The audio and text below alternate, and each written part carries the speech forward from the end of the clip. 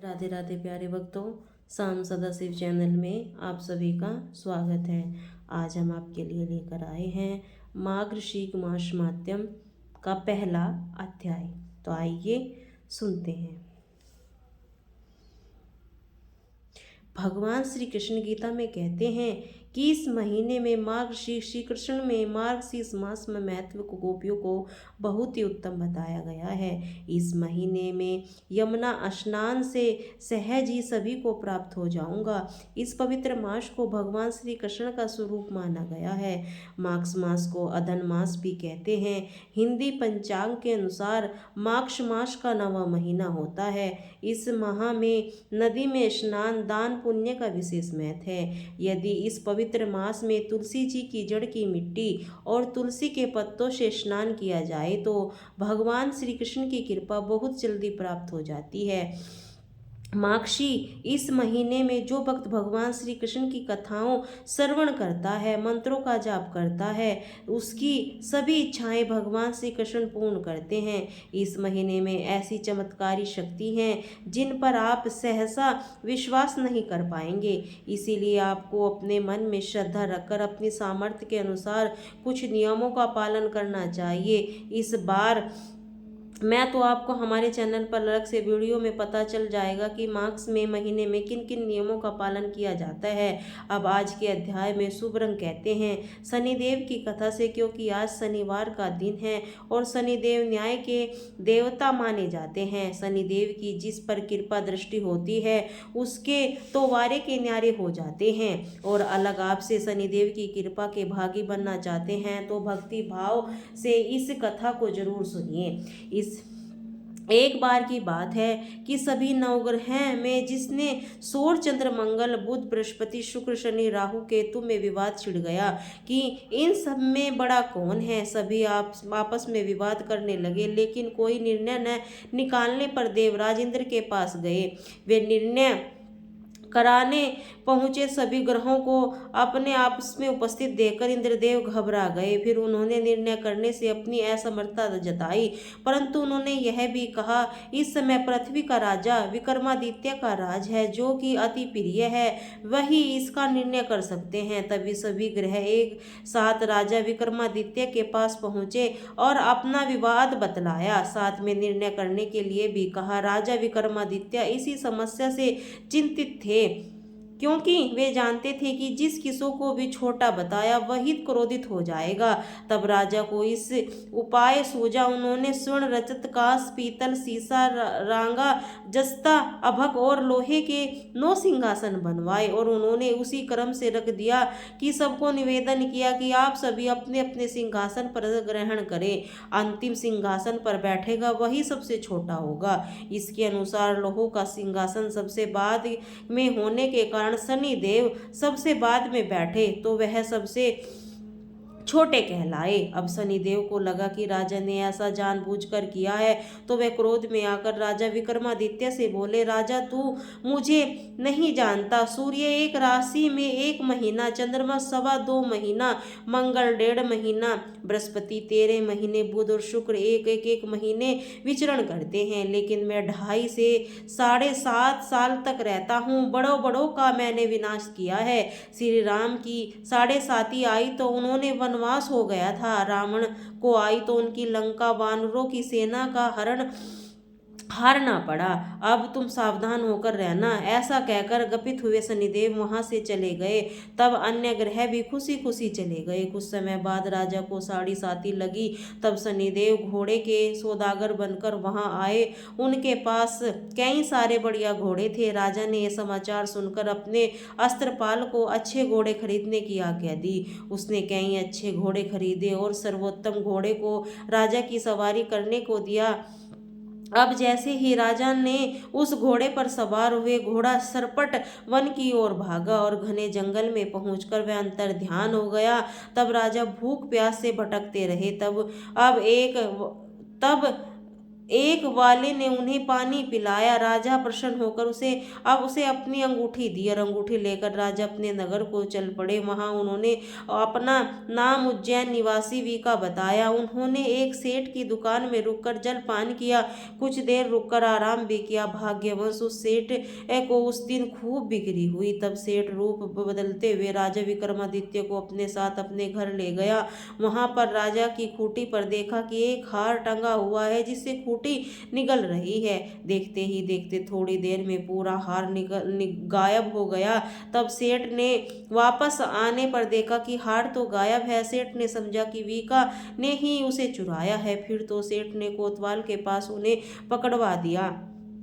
अब उस नगर में राजा ने भी राजा विक्रमादित्य को चोर समझकर उनके हाथ पैर कटवा दिए और नगर के बाहर फिकवा दिया। वहां एक किसी तेली निकल रहा था जिसे दया आई। उसने वीका को अपनी गाड़ी में बिठाया और अपनी जीभ में बेलों को हाँकते हुए लाकर उसी समय तक राजा शनिदेव दशा समाप्त हो गई थी। वर्षा ऋतु आने पर राजा मल्हार गाने लगे। राजा जिस समय नगर से वहां से राजकुमारी मन भावनी को उसका गाना इतना पसंद आया, उसने मन ही मन प्रण कर लिया कि उस गाने वाले से ही विवाह करूंगी। राजकुमारी ने दासी को राग गाने को ढूंढने भेजा। दासी ने बताया कि वह तो एक चोरंग अर्थात अपाजित है, परंतु राजकुमारी नहीं मानी। अगले ही दिन वह भूख प्यास त्याग कर अनशन पर बैठ गई। विवाह करेगी तो उसी से करेगी। बहुत समझाने पर भी वह राजकुमारी नहीं मानी। राजा उस तेली को बुला भेजा और विवाह की तैयारी करने को कहा। फिर तो उसका विवाह राजकुमारी से हो गया। एक दिन सोते हुए स्वप्न में शनिदेव ने राजा को दर्शन देकर कहा, हे राजन, देखा तुमने मुझे छोटा बताकर कितना दुख झेला है। तब राजा ने उससे क्षमा मांगी और प्रार्थना करते हुए कहा, शनिदेव, जैसा दुख मुझे दिया है किसी और को मत दीजिएगा। तब शनिदेव मान गए और कहा, जो मेरी कथा व्रत करेगा उसे मेरी दशा में कभी कोई दुख नहीं होगा। जो व्यक्ति रोज मेरा ध्यान करेगा और चींटियों को आटा डालेगा उसको भी सभी मनोकामना पूर्ण होगी। ऐसा कहकर शनिदेव ने राजा को हाथ पैर वापस कर दिए। इधर प्रातःकाल आंख खुलने पर राजकुमारी ने देखा, वह बड़ी आश्चर्यचकित हुई। वीका अर्थात राजा विक्रमादित्य ने राजकुमारी को बताया कि वह उज्जैन के राजा विक्रमादित्य हैं। जानकर सभी अत्यंत प्रसन्न हुए। सेठ ने जब सुना तो वह राजा के पैरों में गिरकर क्षमा मांगने लगा। राजा ने कहा, यह तो शनिदेव का क्रोध था जिससे किसी का कोई दोष नहीं है। सेठ ने फिर भी शनिदेव किया हुआ, राजन, मुझे शांति तभी मिलेगी अब आप मेरे घर चलकर भोजन करेंगे। तब सेठ ने अपने घर हर तरह तरह के व्यंजनों से राजा का सत्कार किया। सभी ने देखा कि जो खोटी हार निगल रही थी वह अब उसे उगल रही है।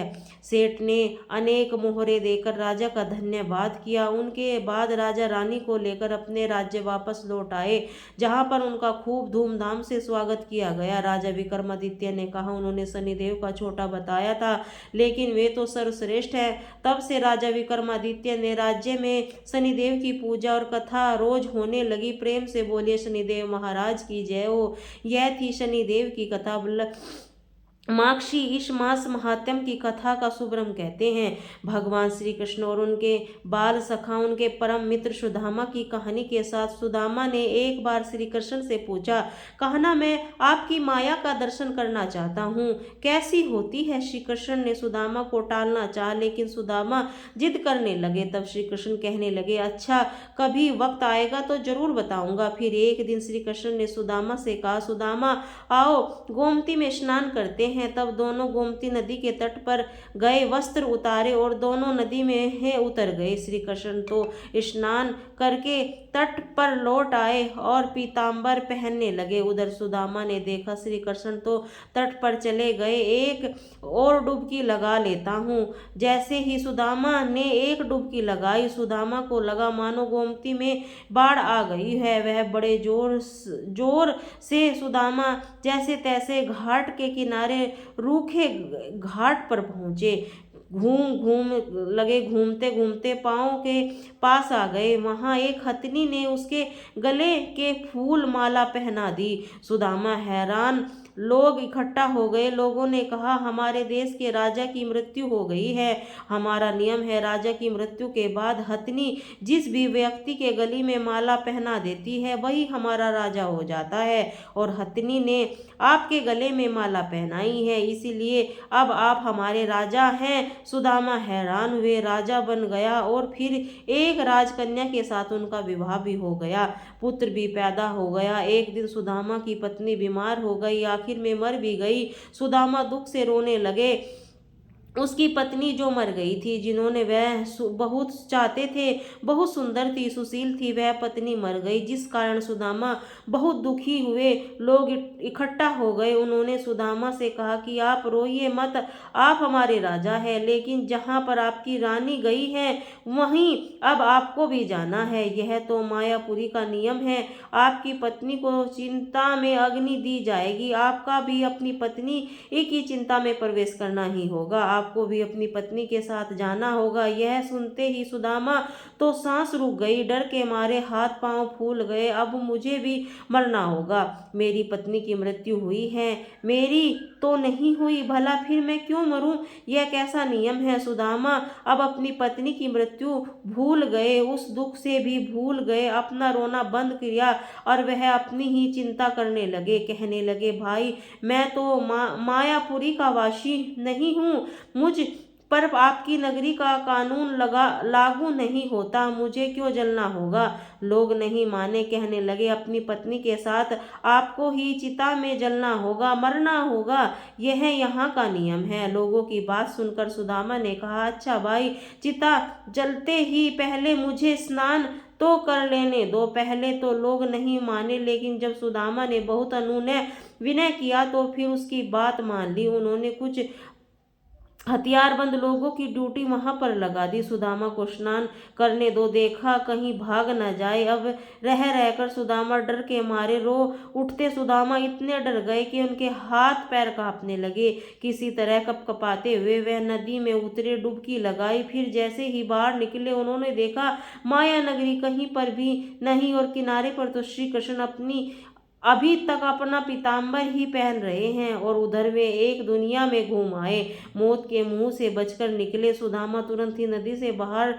निकल आए और अपनी आंखों में लगातार आंसू बहे रहे थे। श्री कृष्ण ने देखा तो हैरान हुए, हालांकि सब कुछ जानते थे, फिर भी अनजान बनते हुए श्री कृष्ण ने पूछा, सुदामा तुम क्यों रो रहे हो? सुदामा बोले, श्री कृष्ण मैंने तो देखा है, वह सच था, यह जो मैं देख रहा हूँ वह सच है। श्री कृष्ण मुस्कुराकर कहने लगे, जो देखा भोगा वही सच नहीं, भ्रम का एक स्वप्न माया थी मेरी, और जो तुम सब मुझे देख रहे हो यही सच है। यह सच है, मुझे अलग जो कुछ भी है वह मेरी माया ही है, और सुदामा मुझे वह सर्वस्त्र दिखाता है, मुझे महसूस करता है, मेरी स्पर्श नहीं करने माया स्वरूप वितरण है। माया अज्ञान है, इंसान को माया की कठपुतली है, जिसे माया जब चाहे जैसे चाहे नचा रही है। जो प्रभु श्री कृष्ण से जुड़ा है वही नाचता नहीं, भ्रमित नहीं होता, माया से दूरी ही रहता है। जब जान जाता है कि सुदामा भी जान गए थे, जो जान गया वह भले ही श्री कृष्ण से अलग कैसे रह सकता है। अब तो आप श्री कृष्ण को जान गए होंगे, मतलब आप भी माया से दूर ही हैं। सुनिए आज का अध्याय, जिसे आपको देव ऋषि नारद प्रभु पूछने पर भगवान श्री कृष्ण श्री हरि ने जो कुछ भी उत्तर दिया उसका वर्णन सुनने को मिलेगा। आप सभी ने सुरभि गाय के बारे में तो सुना ही होगा। सुरभि गाय के बारे में विस्तार पूर्वक जानने के लिए अब सुनिए आज का अध्याय, जिससे एक बार देव ऋषि नारद ने मुनि नारायण से पूछा, हे प्रभु, वह सुरभि देवी कौन थी जो गोलोक में आई थी, और उसके जन्म और चरित्र के बारे में मैं सुनना चाहता हूँ। तब भगवान नारायण बोले, हे नारद, देवी सुरभि गोलोक में प्रकट हुई, गौ के अधिष्ठिति देवी, गौ को यदि गौ की जननी, संपूर्ण गौ में प्रमुख मुनि में सबसे पहले सृष्टि का प्रसंग सुना उसके अनुस्पूर है। काल की वृंदावन में उस सुरभि का एक जन्म हुआ। वह एक समय की बात है, गोपान में घिरे हुए राधापति भगवान श्री कृष्ण कौतूहल श्री राधा के साथ वृंदावन में गए, वहां से विहार करने लगे। उस समय कौतूहल वंश स्वच्छमय प्रभु मन में सहसा दूध पीने की इच्छा जाग उठी। तब भगवान ने अपने वाम पर्श की लीला पूर्वक सुर भी गौ को प्रकट किया, उसके साथ बछड़ा भी था, वह दूध देने लगी। गाय थी, उस स्वस्थ सा गौ सामने देखकर सुदामा ने एक रतन पात्र में उसका दूध दूह लिया, और दूध अमृत से भी अधिक मधुर और जन्म से भी मृत्यु को दूरने वाला। स्वत गोपीपति भगवान श्री कृष्ण ने उस गरम गरम स्वादिष्ट दूध को पिया, फिर हाथ से छूटकर वह पात्र धरती पर गिर पड़ा, तो दूध पूरी धरती पर फैल गया। उस दूध से वहां सहसा सरोवर बन गया, उसकी लंबाई और चौड़ाई सब ओर से 100 योजन थी। गोलोक में सब सरोवर क्षीर सरोवर के नाम से प्रसिद्ध हुआ। गोपिका और श्री राधा के लिए वह क्रीड़ा सरोवर बन गया। भगवान की इच्छा से सब क्रीड़ा वासी में घाट तत्काल अमूल्य दिव्य रत्नों द्वारा निर्मित हो गए। उसी समय अकस्मात असंख्य क्राम से धेनु वहां प्रकट हो गई, जिसको में गोवो थी, उसके बछड़े भी, उनके साथ सुर भी गाय के रोमकोप से निकल गए। फिर गौओं को बहुत से पुत्र पौत्र आदि, जिनकी तो संख्या गिनी ही नहीं जा सकती। इसी प्रकार सुरभि देवी गौ की सृष्टि कही गई, इससे संपूर्ण जगत व्याप्त है। मुने पूर्व काल में भगवान श्री कृष्ण ने देवी सुरभि की पूजा की है। तत्पश्चात त्रिलोकी में उस देवी को दुर्लभ पूजा का प्रचार हो गया। दीपावली के दूसरे दिन भगवान श्री कृष्ण की आज्ञा से देवी सुरभि की पूजा प्रसन्न हुई थी। यह प्रसंग आपके पिता धर्ममुख से सुन चुका हूँ। महाभाग्य पूजा की विधि वेदांत क्रम से कहता हूँ, सुनो। ओम सूर्य नमः। सुरभि देवी का यह डांव पल्ली है, जिससे यह सारा विध पावन बना है। उस भगवती सुरभि की उपासना करता हूँ। कलश, गाय के समस्त गौओं के बांधने, खंबे, शालिग्राम की मूर्ति, जल अथवा अग्नि में देवी सुरभि भावना करके ब्राह्मणों को इतनी पूजा करनी चाहिए। जो दीप मालिका के दूसरे दिन अर्थात दिवाली के दूसरे दिन पूर्व काल में भक्ति पूर्वक भगवती सुरभि की पूजा करेगा, वह जगत में पूज्य हो जाएगा। एक बार वह कल्प में देवी सुरभि के दूध देना बंद कर दिया। उसी समय त्रिलोकी में दूध का भाव हो गया था। तब देवता अत्यंत चिंतित होकर ब्रह्मलोक में चले गए, वहां ब्रह्मा जी की स्तुति करने लगे। फिर ब्रह्मा जी की आज्ञा पाकर इंद्र में देवी सुरभि की स्तुति आरंभ कर दी। देवराज ने कहा, हे देवी महादेवी सुरभि, हमारा बारंबार नमस्कार है। आप गौओं के बीज स्वरूपा हो, आपको नमस्कार है। आप श्री राधा की प्रिय, आपको नमस्कार है। आप लक्ष्मी की अभूता हो, आपको बारंबार नमस्कार है। श्री कृष्ण प्रिया को नमस्कार है। गौओं की माता को बार बार नमस्कार है। सबके लिए कल्प वर्ष स्वरूप स्त्री धन और वृद्धि प्रदान करने वाली उन भगवती सुरभि को बार बार नमस्कार है। सुभद्रा प्रसन्न गोपदयनी सुरभि देवी को बार बार नमस्कार है। यश और कीर्ति प्रदान करने वाली धर्माजा देवी को बार बार नमस्कार है। इस प्रकार स्तुति सुनते ही सनातनी जगत जननी भगवती सुरभि संतुष्ट प्रसन्न होकर उस ब्रह्मलोक में प्रकट हो गई। देवता इंद्र को परम दुर्लभ मनमांचित वर देकर वह फिर से गोलोक को चली गई।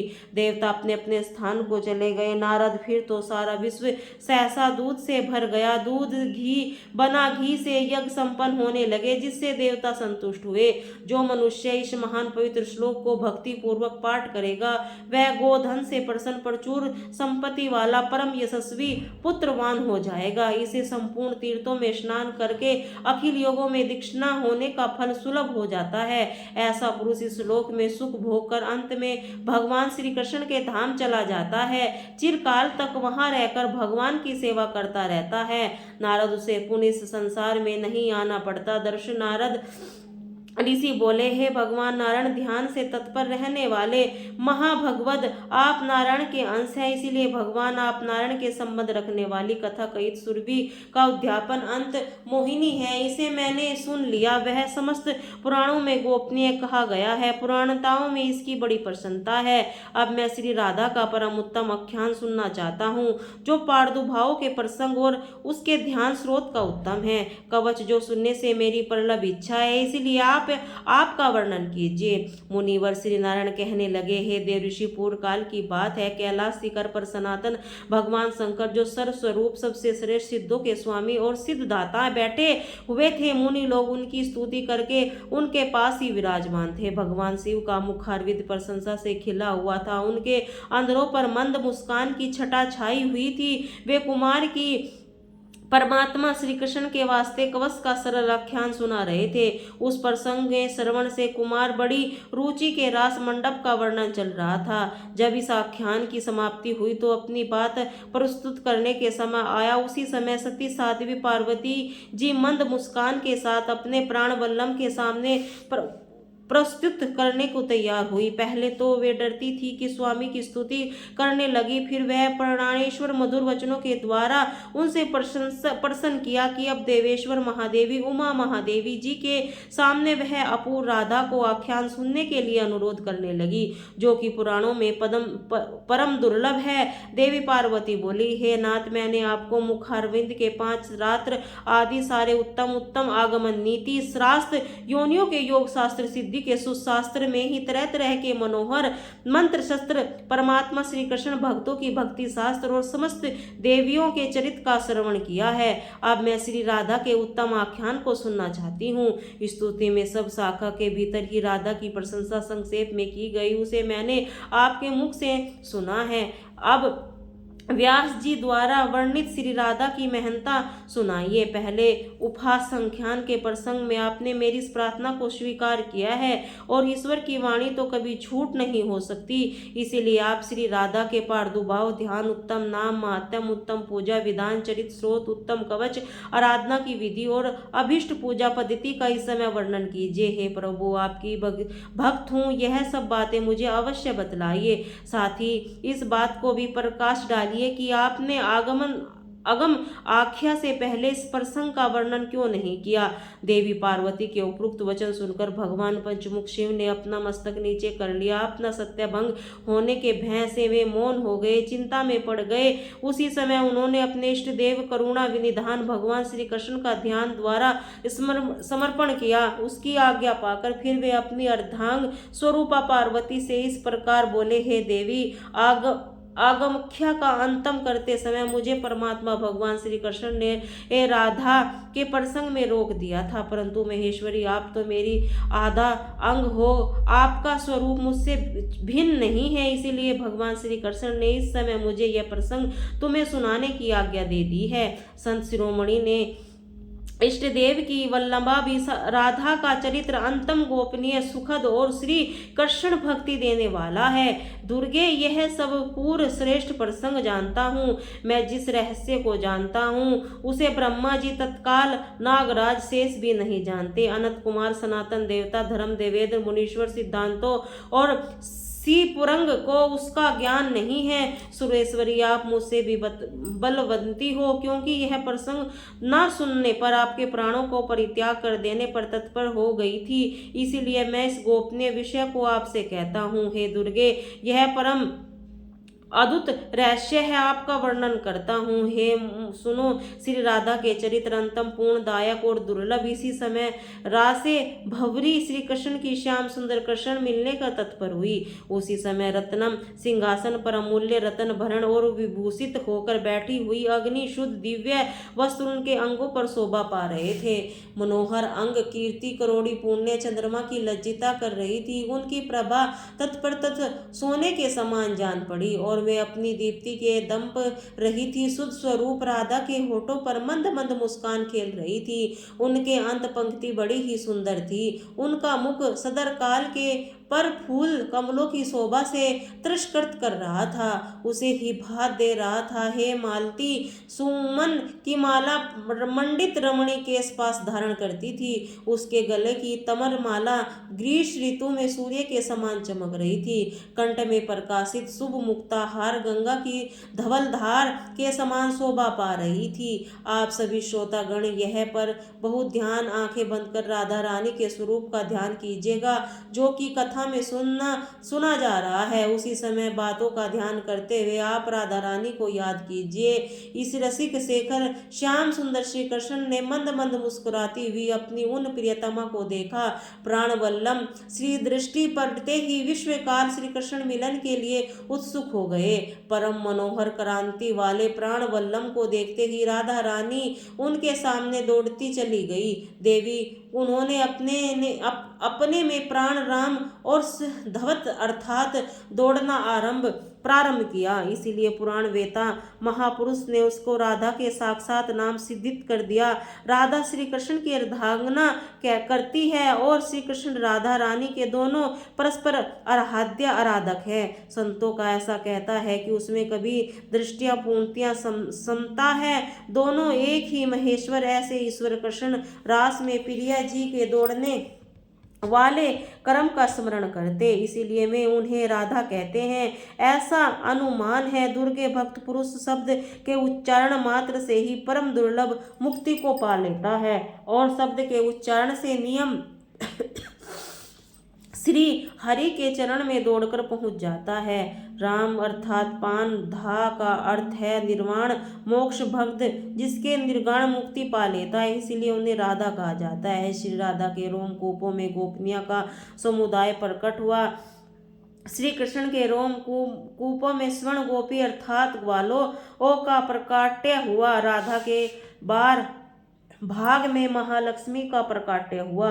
उसी शस्त्र की अधिष्ठिति देवी ग्रस्त लक्ष्मी रूप में प्रकट हुई। देवी महालक्ष्मी चतुर्भुज विष्णु जी की पत्नी और वैकुंठ धाम की वास करती राजा को संपत्ति देने वाली राजलक्ष्मी भी उन्हीं की अंश भूता है। राजलक्ष्मी के अंश में भूता मर्थन लक्ष्मी जो घर घर में वास करती है, वे ही सस्य दिशा तरी देवी और वे ही ग्रह देवी स्वयं राधा श्री कृष्ण प्रियतमा है और कृष्ण के भी वत्स्थल में वास किया करती उन परमात्मा श्री कृष्ण के प्राणों की अधिष्ठि देवी ब्रह्म जी को लेकर अण अथवा कीट परिस्तन संपूर्ण जगत मिथ्या में केवल त्रिगुणतना परमात्मा श्री राधा वल्लभ श्री कृष्ण परम सत्य हैं। इसीलिए तुम इन्हीं की आराधना करो। वे सबसे पहले प्रधान परमात्मा परमेश्वर सभी के आदि कारण प्रकृति से परिविराजमान हैं। उनका नित्य स्वच्छता भय और सबसे भक्तों को अनुरोध करने के लिए अलग अलग शरीर धारण करते हैं। श्री कृष्ण के भिन्न दूसरे देवता उनका अमार्त्य तत्वों से कठिन है। हे राधा श्री कृष्ण के प्राणों में भी अधिक प्रिय हैं, परम सौभाग्य मालिन हैं। एक बार सुदामा को शाप देकर राधा ने गोलोक में इस भूतल पर आना पड़ा। इसी समय वृष भानु गोप के घर में अवती हुई अर्थात उनका जन्म वर्ष भानु गोप के घर में हुआ। वह उनकी माता का नाम कलावती था। हरे कृष्ण। आज का अध्याय समाप्त हुआ। अगले अध्याय में मैं आपको इसी प्रकार पूर्व जन्म सुदामा जी की राधा को श्राप दिया था। अब सुनिए श्री कृष्ण चालीसा।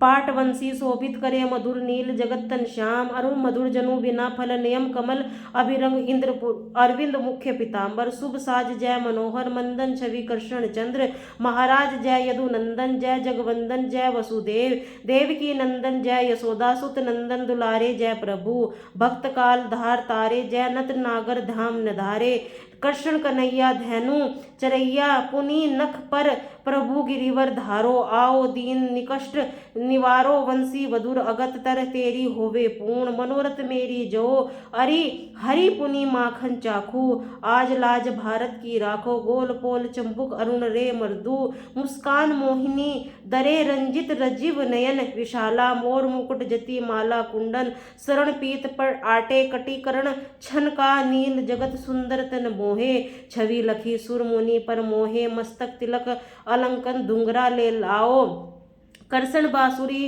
वाले करी पै पान पूत सही तर अकाबरा कंगा सुरमायो मधुवन ललन अग्नि जलावा शीतल लखन नंद लाला सुरपी जगत ब्रज चढ़ियो रुसाई मसूर धार वसी वरसाई जगत लैनन ब्रज बाह्यो गोवर्धन नक धरी बचायो लखी ने सुधा मन ब्रह्म आखिल मुख मह चौदह भवन दिखाई दुष्ट कंस अति उधम मचोयो कोटि कमल जब फूल मांगियो नाथी काल यही तब तुम लील अक्षण चित्र निर्भय कीन्यो करो गोप संग रास विश्लाषा सबकी पूर्ण करो अभिलाषा केतिक मह असुर संग हायो कसही केस पकड़ के मारो माता पिता दबी छुड़ाई अगर सेन कह राजा दिखाई मही मर्तक छह सुत लायो मात देवी शोक मिटायो सोमा सुर कहते संग हारो लाए 10 सहज कुमार दो नहीं शरण चीर संग्रह जरी सिंधु राक्षस कह मारा असुत बकादत अदित कुमार क्यों भक्तन तय कष्ट निवास दीन सुदामा दुख टाए दबुन 3 मुठ मुख मारो प्रेम के साग विदुर घर मागो दुर्योधन की मेवा त्यागो लखी प्रेम की महिमा भारी ऐसे श्याम दीन हितकर भारत में पत रत हाके चक्र नहीं भरता निज गीता के अज्ञान सुनाए भक्तन हृदय सुरबा सीसा ऐसा मत वाणी विश्व गई व्रीजा कर ताली राना भेजी वाप पटारी सालीग्राम बने बनवारी निज माया फूट विधि दिखाए उमंद शरण कलप मिटायो सत निंदा करी तत्काल जीवन मुक्त भयो शिशुपाला जब द्रौपदी टेर लगाई दीननाथ ला जब जाई तुरंत ही बसंत बने नंदलाला बड़े चीर में अरमुह काला असनाथ के नाथ कन्हैया डूबत बहुत बचतावा मैया सुंदर दास दर पर अरुथाली दया दृष्टि जय बनवारी नाथ सकल गम प्रोमद निवारो श्रम बनेगा अपराध हमारो खोली पट के दर्शन की जो बोली कृष्ण कन्हैया की जय बोली कृष्ण कन्हैया की जय बोलो कृष्ण कन्हैया की जय बोलो बोलिए श्री राधे राधे।